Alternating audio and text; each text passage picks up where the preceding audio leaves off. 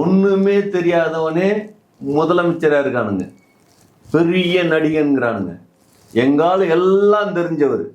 புரியுதுங்களா? ஆமா, ஹாலிவுட்ல போய் நடிங்க சார்னு சொல்லிட்டு இருந்தோம். இல்ல, நாட்டு மக்கள் கஷ்டப்பட்டுக்கிட்டு இருக்காங்க அப்படிங்கிறதுக்காக அரசியலுக்கு வந்துட்டார். இல்லாட்டினா எங்க தலைவர் ஹாலிவுட்டுக்கு போயிருப்பாரு. ஆமா, அங்க டாம் குரூஸ்லாம் காணா போயிருப்போம். அங்கேயும் போய் கையெடுத்து தான் நிற்பீங்களா? என் படம் ரிலீஸ் ஆகல அப்படின்னா.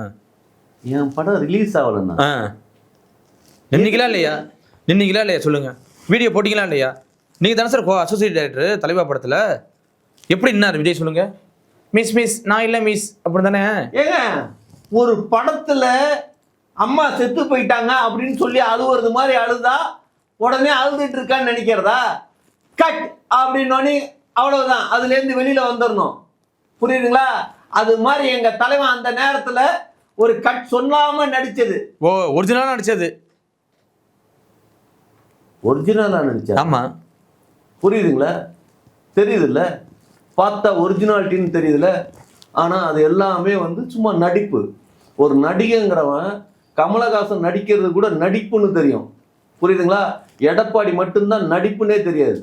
அந்த எடப்பாடிக்கு டஃப் கொடுக்குற அளவுக்கு எங்க தலைவனுக்கு தான் தில் இருக்கு.